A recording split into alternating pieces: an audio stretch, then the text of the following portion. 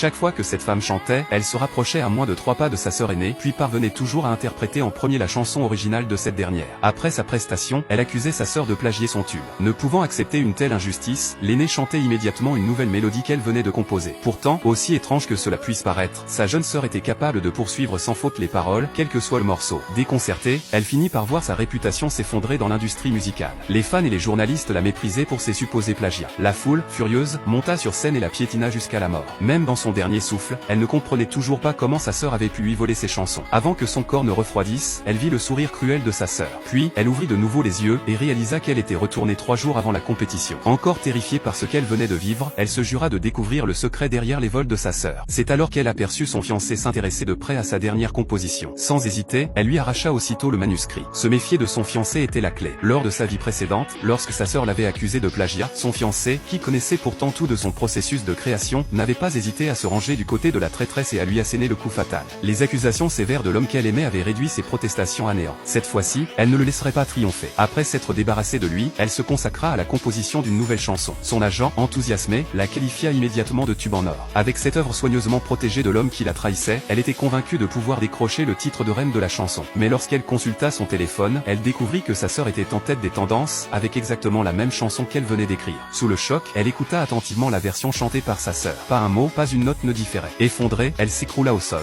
Réfléchissant à la situation, elle comprit qu'il ne pouvait y avoir qu'une seule fuite possible, son agent. Faisant semblant de ne rien savoir, elle annonça qu'elle composerait un morceau encore meilleur. Cette fois, elle ne chanta que la première moitié de la chanson. Son piège fonctionna. Comme prévu, son agent enregistra discrètement sa performance. Dès qu'il quitta la pièce, elle consulta les réseaux sociaux et découvrit que sa sœur avait déjà annoncé la sortie d'un nouveau titre. Son intuition se confirmait, c'était bien son agent qui trahissait ses créations. Elle le congédia sans hésitation. Le jour de la compétition arriva enfin. Confiance en elle, elle monta sur scène. Cette fois, plus personne ne pourrait lui voler sa chanson. Elle était curieuse de voir comment sa sœur allait rivaliser avec seulement la moitié des paroles en sa possession. Mais à peine commença-t-elle à chanter que le choc la frappa de plein fouet. La seconde moitié de la chanson, qu'elle n'avait encore jamais écrite ni chantée à voix haute, sortait pourtant de la bouche de sa sœur, à l'identique. Elle était terrifiée. C'est alors qu'un souvenir de sa mort précédente lui revint. 3 pas. Son sang se glaça. Sa sœur pouvait entendre ses pensées, mais uniquement lorsqu'elle se trouvait à moins de 3 pas d'elle. Tout prenait enfin sens. Voilà pourquoi sa sœur se tenait toujours si près d'elle, pourquoi elle pouvait deviner chaque parole et chaque note avant même qu'elle ne les chante. Cette petite sœur adoptive, recueillie jadis par sa famille, avait manipulé tout le monde grâce à ce don surnaturel. Elle avait retourné sa propre famille contre elle et l'avait menée à sa perte. Mais cette fois-ci, elle avait un plan. Elle devait trouver un moyen de la forcer à lui répondre en chanson.